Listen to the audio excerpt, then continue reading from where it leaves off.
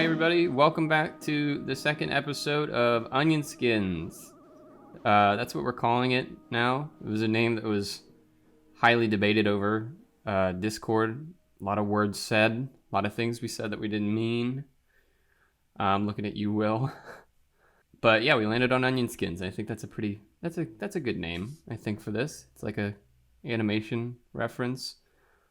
Our guest today is also the composer of our intro music, which you just heard, Tynan Wilson, the writer, director, producer, composer, manager, basically everything. This guy does it all. He's a Ep.2 in the CalArts character animation program with us. Hello, thanks for introducing me. I'm a BFA3, mistakenly introduced as a BFA2. BFA3, damn it. He's a BFA3, I'm sorry. I feel like I'm still like a freshman, so I always think of you guys as, my bad. I'm sorry, guys. I didn't mean to mislead you. He's a BFA3. I did the music for this. I actually came up with the Onion Skins name, if you guys remember, too. So, this is pretty much my podcast. Really? All right, yeah, you can have it. You want to host, you can host. Yeah, okay. I'll take over. In season 2, we'll replace you with me and just not say anything about it. Well, we're both from Maryland, so I don't think they'll know the difference. Yeah. Well, exactly. We're all the same. Will's from Maryland too, so all the Maryland crew here. Anyways, we got a fresh new guest, fresh new face. Tynan Wilson here to talk to us about his life, I guess. Ty, if you want to give us the brief rundown on how you got to CalArts, how you came to be where you are today. How did I get to CalArts? I guess my journey, my artistic journey to this place. Everyone has that story. I was born drawing or whatever. I don't think that was quite me. I in high school is really when I, decided to do art. And I knew I wanted to, at the time I wanted to show run really bad. And that was the thing that I wanted to do. And I had my sights set on that. And I think it was probably junior year or something. I looked at all the schools and all the animation schools and all that kind of stuff. And the one name I kept seeing was CalArts on everyone's Wikipedia page or whatever. And I was like, all right, I'm going there. So I applied, and of course I didn't get in. And I went to MICA actually for 2 years, which is a great art school in Baltimore that I didn't appreciate enough when I did go there.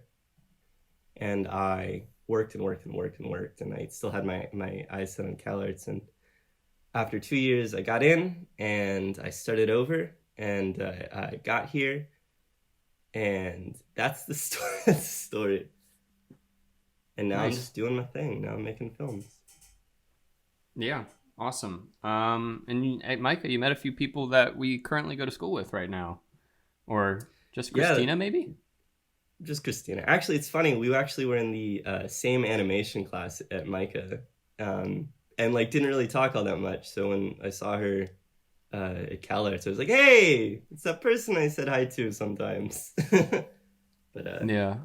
I'm always really amazed cool. At how different the vibe is at MICA than it is at Cal. I mean, I didn't go to MICA, but I spent a lot of time with people who did go to MICA, and I spent a lot of time in the city in Baltimore, and going to film festivals and stuff. And it was always amazing how crazy everybody kind of dresses. It's like a different look there too. Like I remember seeing a lot of NASCAR jackets, like ironically worn NASCAR jackets. I'm not sure if that's that was a big thing there. Yeah, I don't know why. It's definitely a different experience. I'd say it's I don't know how to describe it. It's definitely an East Coast art school in the best way possible. Yeah. What did you want to do before? I mean, you said you didn't come into it naturally, but what did you ever want to do before you were doing animation? I think I was a bunch of things. I always really liked writing. I always took a bunch of creative writing classes and that kind of stuff. So I think for a while I wanted to go into journalism maybe. Another thing is, I like math a lot because I'm a fucking nerd.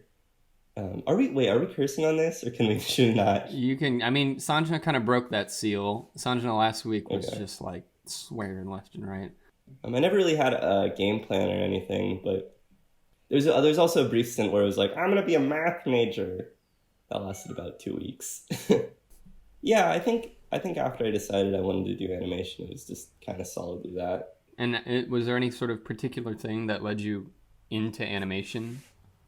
Was there something you saw, or some people you saw doing something, or I don't know. Some Yeah, people have that kind of story. So, yeah. I mean, I think it was just kind of an organic snowball process. In middle school, I used to have a bunch of friends who I draw comics with, and we'd all get together and pretty much collaborate on stories.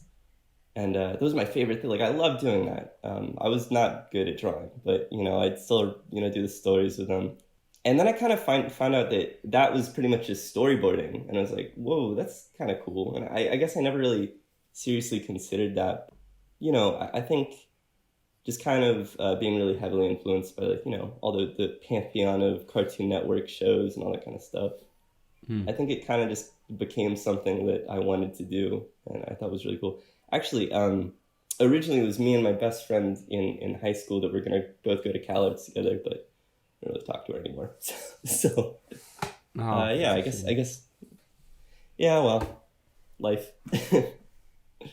yeah. Yeah, no, I I think feel it was you. just kind of an organic thing. There wasn't a moment. It was more just like, I think this stuff is pretty cool. You're the second person. I mean, we've only had 2 episodes. I didn't know there were so many people in CalArts who liked math, but I don't know if you listened to last week's episode or 2 weeks episodes ago. Sanjana really is digging into math during this time in quarantine. She's just digging into trig books. I Yeah. really laid into her for that after the podcast, of course. But So we actually we're roommates here at CalArts. She's gone now, but right when the quarantine started, I saw an algebra textbook on her coffee table, and I was like, "Who the fuck is doing math right now?" And yeah, of course it was Sanjan. I don't know if she talked about that, but she's doing math for fun right now. Like what, man? I just hate Smart. math. I was never good at it. Like I always sucked at it. Like I always got dealt a bad hand in the math department. And I was like one of the more ethnic people that went to my school. I think, or at least in my classes, everybody was like, "Oh, he's Asian." I'm not even full Asian, but they're like, that stereotype still applies, and it's definitely not true. I'm terrible at math. I'm god awful at it, and I've never used algebra or trig since, so I'm thankful for that. Now, you said earlier that you wanted to show run when you first were starting out or thinking about animation as a career. I remember Sanjana telling me the story about after the first Cal Arts party, at the end of the night, you were a bit inebriated, and you shouted to everybody that you were going to hire them. You were going to be so gracious as to hire them when you had your own show.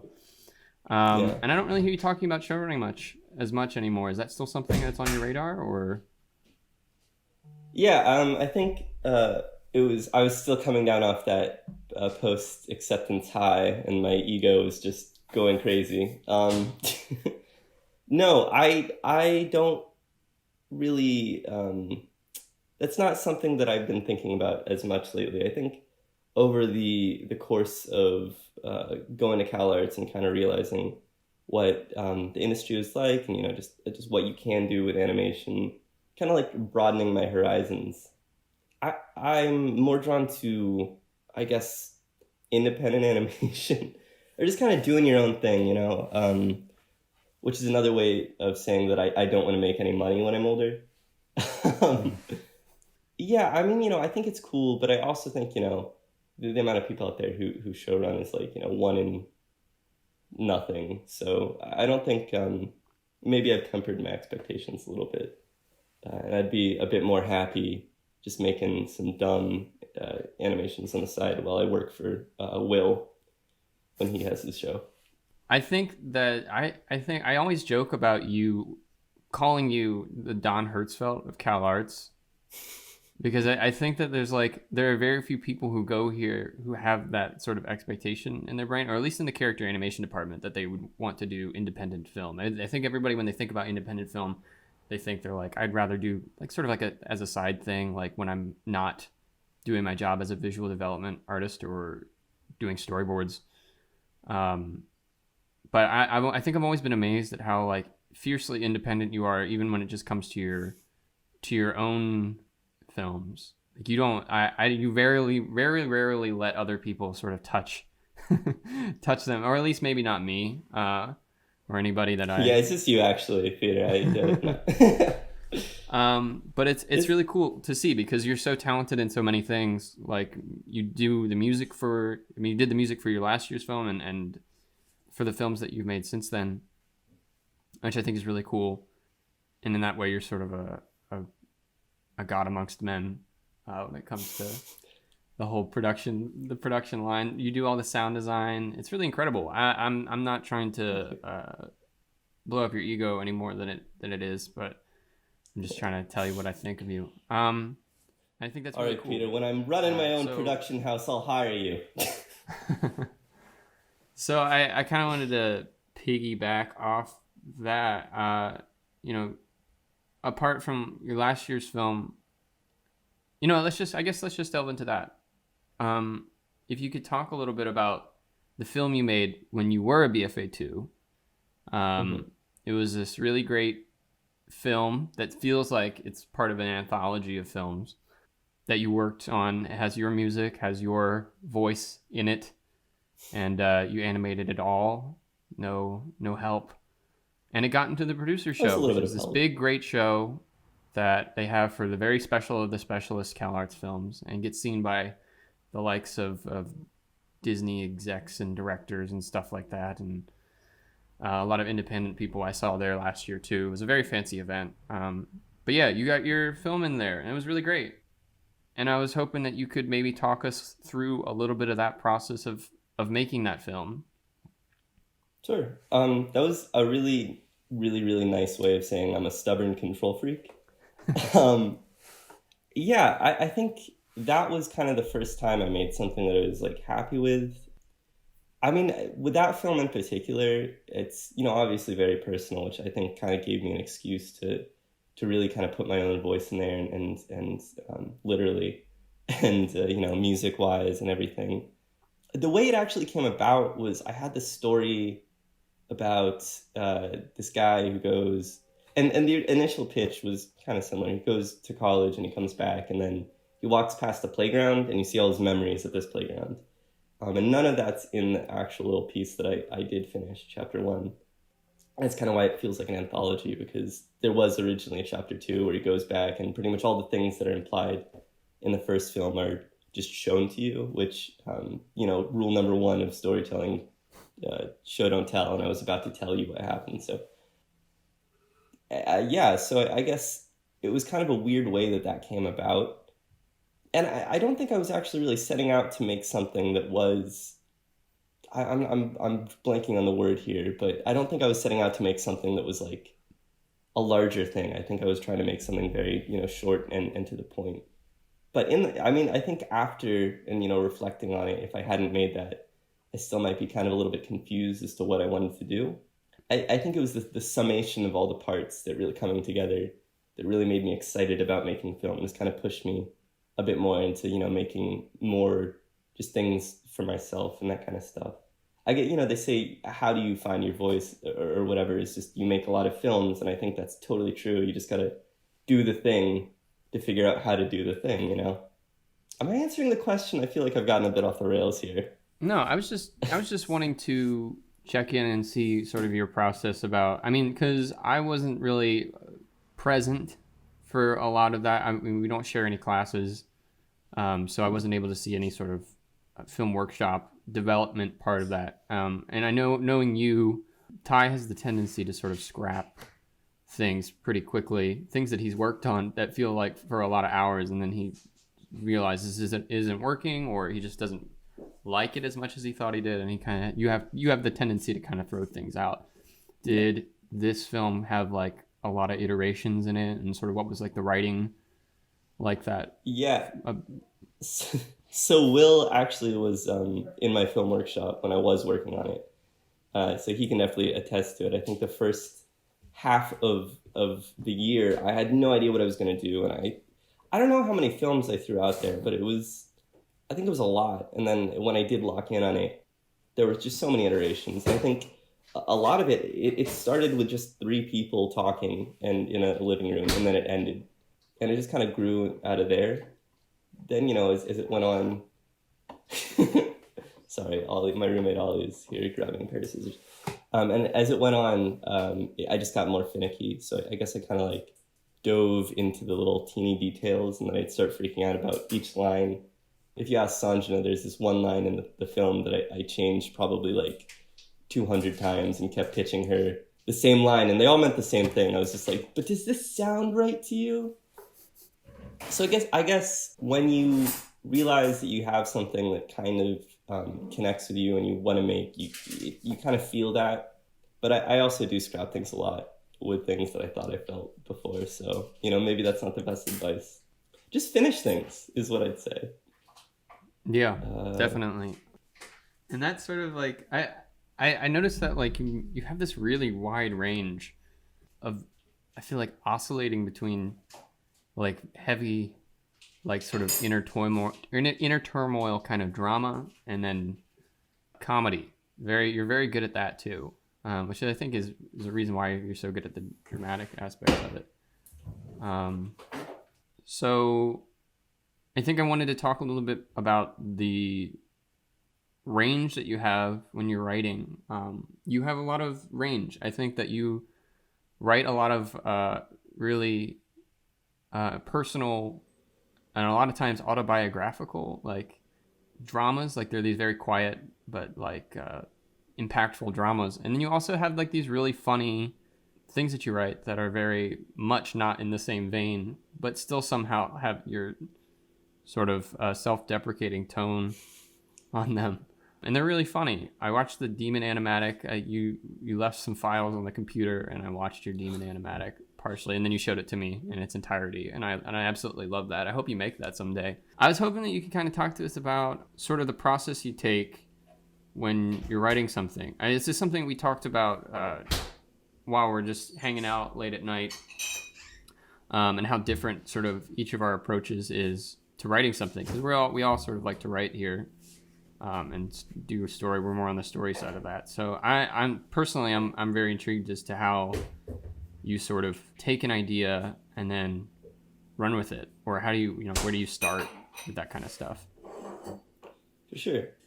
So I think we're all students, so I guess we're still learning and everything. I've gone through a couple different iterations of trying to figure out how do you write things. And again, it's not a science. You can't just start with one thing, and I'm still figuring it out. But that is all to say, I generally have found when I sit down and I have to write a script for myself or for class or whatever, there's more, it's more a mood that I'll pick. So, like you said, sometimes I'll do something really angsty and brooding or whatever, or sometimes it'll be stupid and I'll try to put some jokes in there or something. And that's kind of like the jumping off point. And, I think in my ideal world, it would be really cool to be able to mix those a bit better. But unfortunately, we're all still learning. So after that, it's less of like, I know exactly, where I'm going. It's more just kind of like, I'll have a couple moments that I really want to get to, and I'll write towards those. And something I found is that when you're writing, it's really easy to just kind of like get into a flow state and just kind of want to put things there, and you'll see like these moments and you're like, oh my god, that would be funny, or like, of course he says this, or he stares angrily at this, it's just like a bunch of dumb things that kind of come together. And it's like the really dumb metaphor I've thought about a lot is like, it's like cheese curds, you strain them out and then like put them into a ball, and then you have some shitty cheese. But really it's just a bunch of little nuggets of ideas that you just compress and take out the ones that maybe don't fit. And then, when you're finishing up a script, you look back at it and you realize the first half you wrote doesn't apply to the second half that you found along the way. And then you have to go back and rewrite it.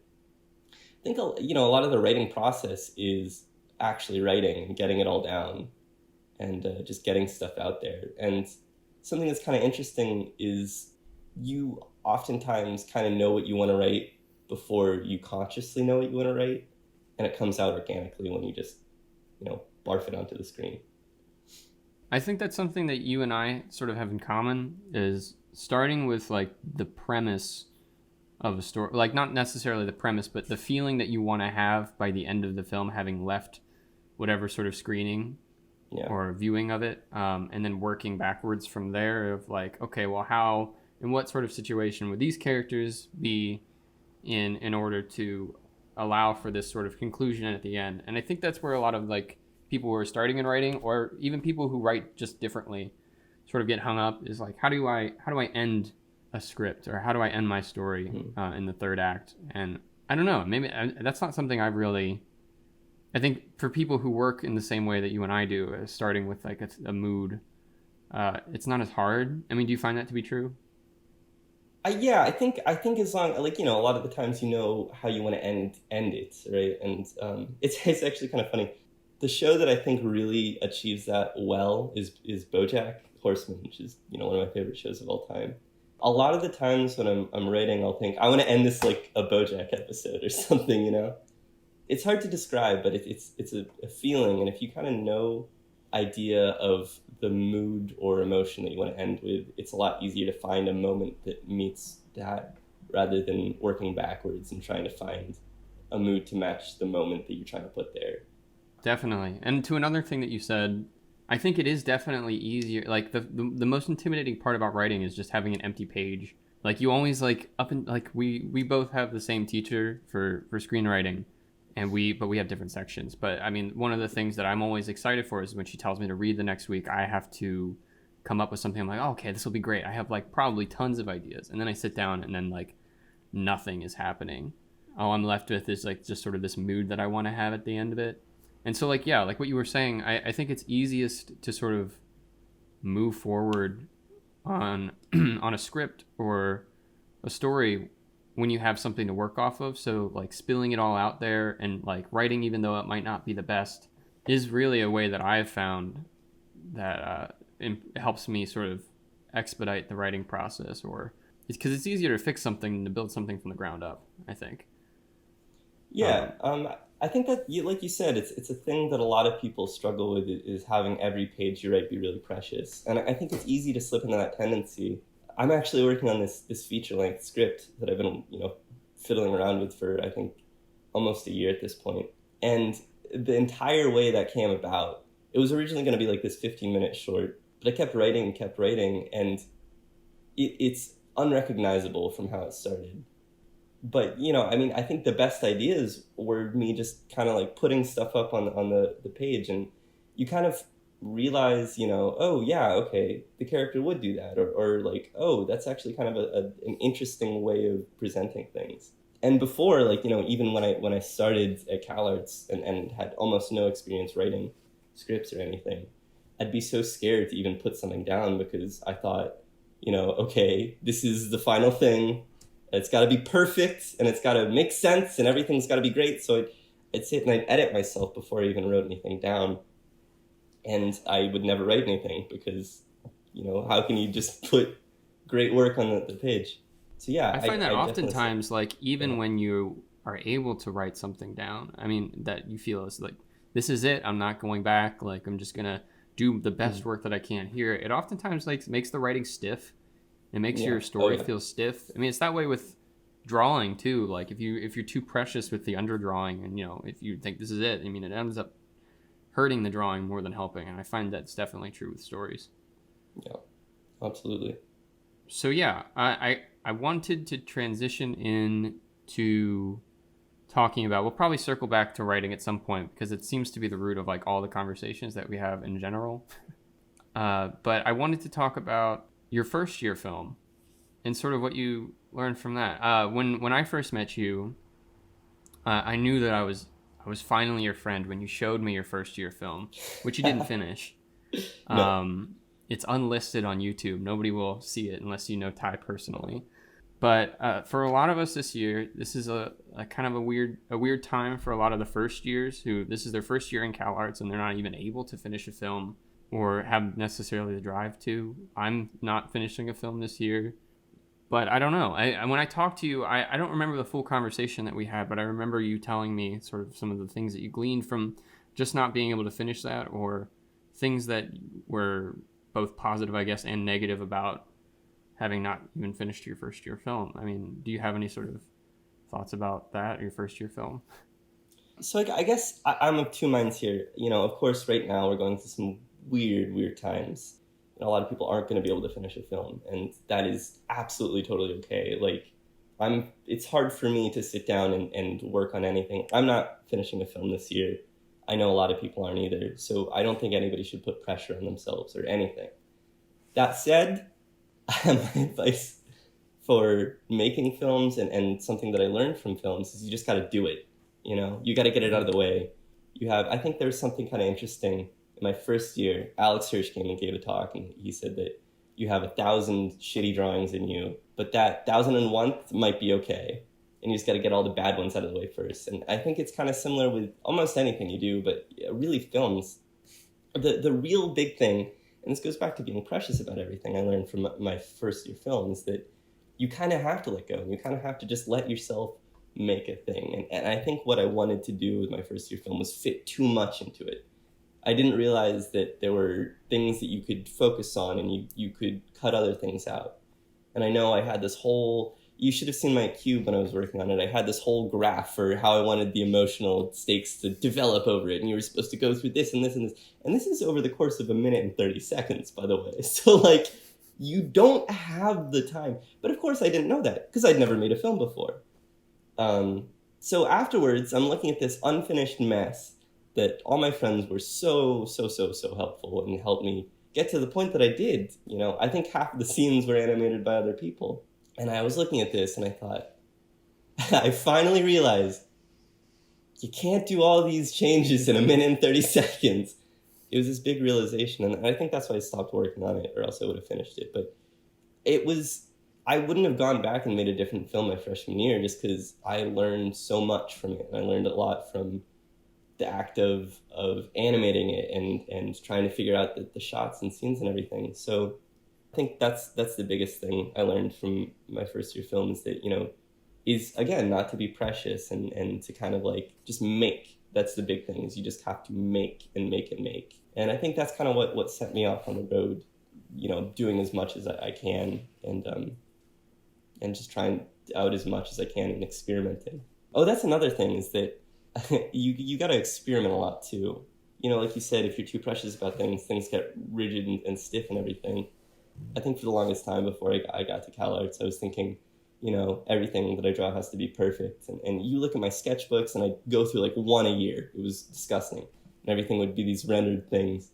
And I get here and it's kind of the same. And then after that film, where I have this revelation and nothing has to be perfect, you should look at I have stick figures in my sketchbooks. It's disgusting and gross. But I think I've grown the most as an artist and as a filmmaker since I've just learned, just do stuff and you'll get better. I think that's the thing that you touched on there that I think a lot of CalArts students maybe get is people in general from just working is the gift of simplicity in your storytelling. I mean, like you were saying, you only have 1.5 minutes. You can only tell a very simple story, but you have a lot of power in that. And that also goes for drawings too.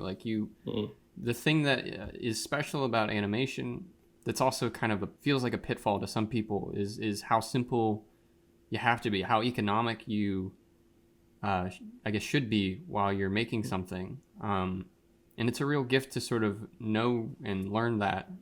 And I think that's something that is super great about being here. I mean, my drawings, Will has often lamented to me, and a lot of other people have lamented to me, I used to draw way better before I came to CalArts. And I think what a lot of people are mistaking for better drawings is simpler drawings and better design through simpler drawings. But I think that's easily confused, especially on my end too. I look back and I'm like, man, I don't really render things like that anymore. I like to kind of get it on the page. But in that, I mean, you get to make more stuff and you get to explore more ideas and learn more through that, I think. Yeah. No, I think you put it really well. That's definitely something I've noticed is that, that there's a trend towards readability and simplicity. We're not out here trying to make photorealistic, drawings and all that kind of stuff. We're out here to tell a story and support it with design as clearly as possible. When you're watching a film, you have ideally, probably around 12 drawings per second. And you can't put like a fully detailed face on every person and have everyone be able to read exactly what that is. Or I guess you could, but I don't know if that would be great. There's But some yeah, pretty I mean, crazy people like Richard Williams who like do like animation on. He didn't even finish that film, The Thief and the Cobbler. It's yeah, like this all animated on ones with crazy designs, crazy backgrounds, these long banana panoramas. It's a beautiful film, but I think most people would go mad doing it, and he yeah. Go ultimately back to never art finished school, Richard. it. Yeah, that guy's crazy um, though. That's something that no one should do.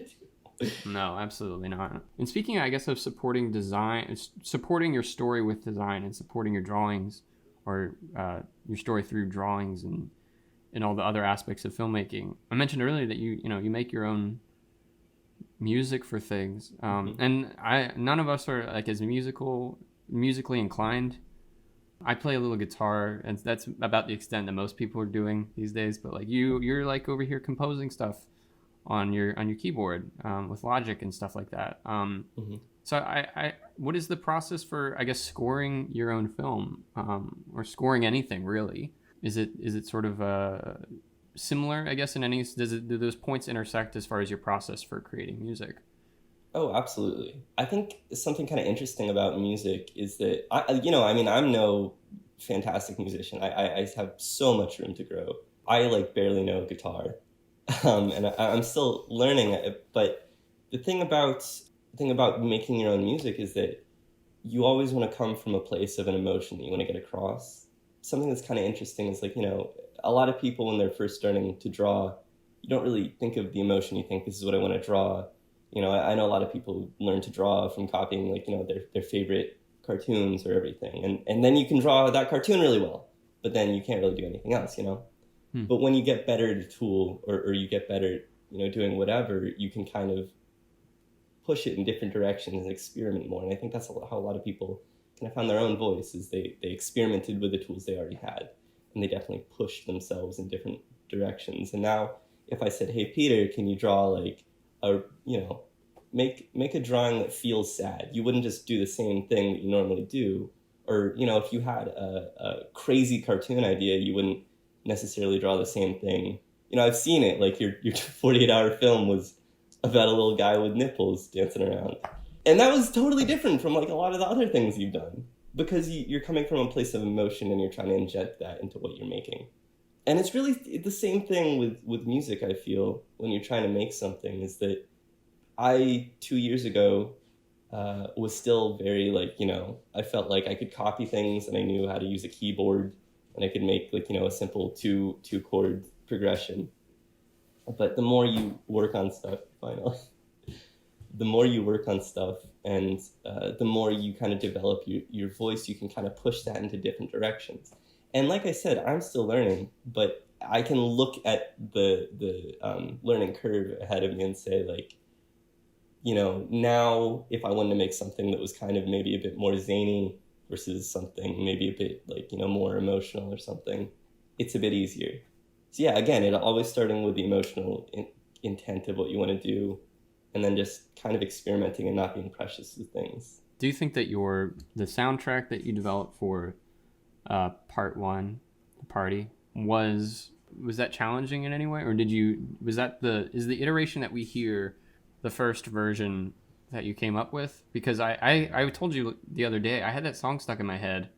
It fits really well. It like really works really well, and I think that was something that was pretty awesome to me to hear. But I just kind of wanted to hear. Did you go through some sort of drafts before that, or did you?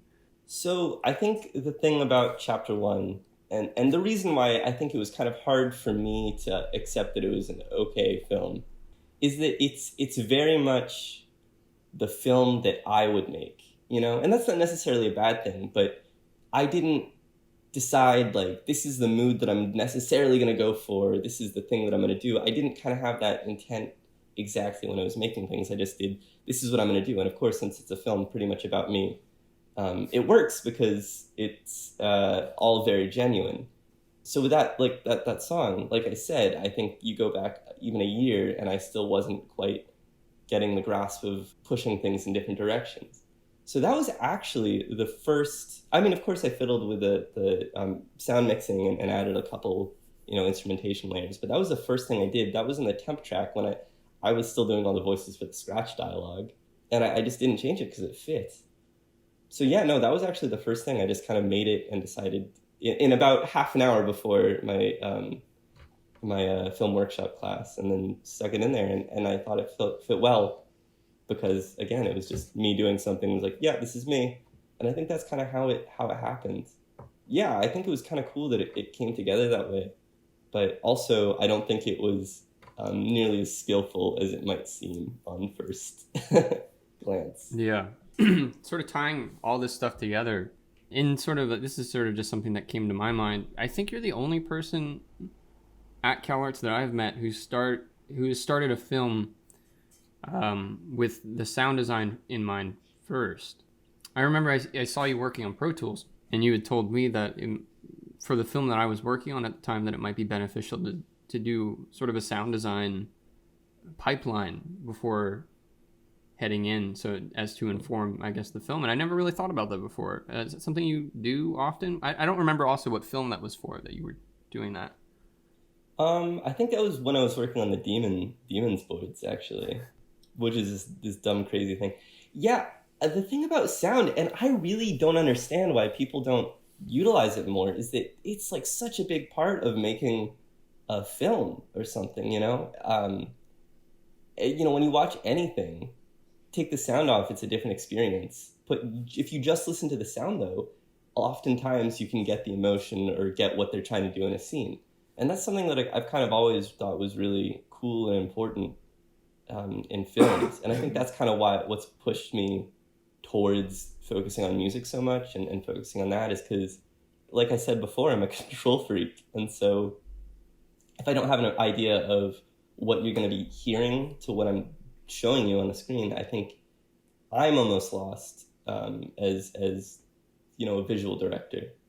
So I think it's really important to think about sounds and what's going to be played when or how something's going to sound or the timing of things. And if there's one thing that I could say to everyone, it's that think about sound a little bit more before you start a film, because just it's so important, and I really think it's undervalued in our media.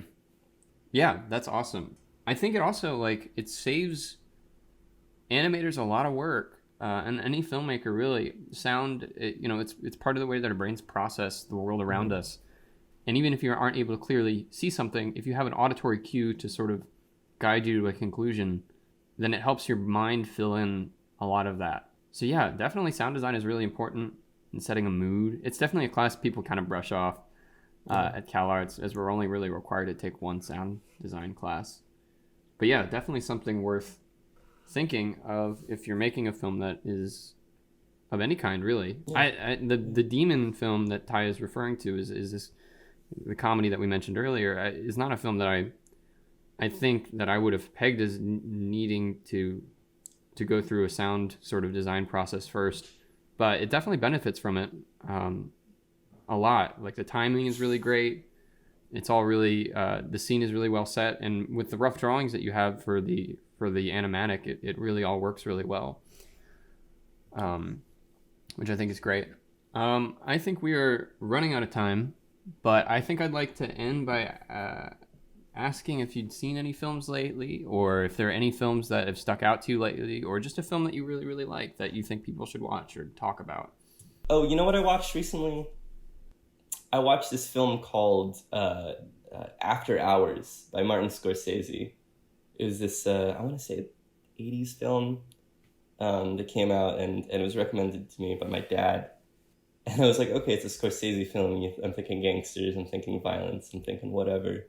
It is this absolutely wild, insane journey through this guy's night. It's hard to even explain, but I watched it twice in 2 days, just because it was just such this crazy movie, and I really loved it. It was nothing like I was expecting.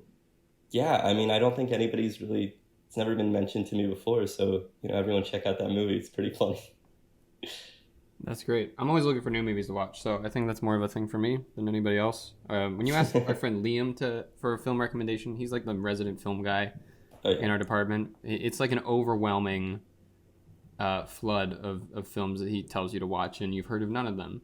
Yeah, exactly. Well, you'd be like, I'm thinking of watching something funny. He's like, well, there's this obscure Russian film from the 1970s that was banned in 20 countries. I have it on this flash drive here. Like, yeah, he's great. That's great. Well, thank you for your recommendation, Ty, and thank you even more for coming on to the show as our second guest. And thank you for creating the art and creating the song in the beginning. And the title. Thank you for... And the title, yeah. Thank you for just basically creating the show. Well, thank you so much you're for brilliant having mastermind. me on. Yeah, definitely. We look forward to seeing you again. And when we run out of people, we'll be definitely circling back to you when we're on our 30th season, 30 years from now. Yeah. All right. If you guys want to check out his second year film, Chapter 1, The Party, we'll probably be able to link it in the YouTube description, so be on the lookout for that. Thank you guys so much for listening. I've been Peter Foltz, here with Ty Wilson and Will Weeby Sono. See you guys next week. Bye.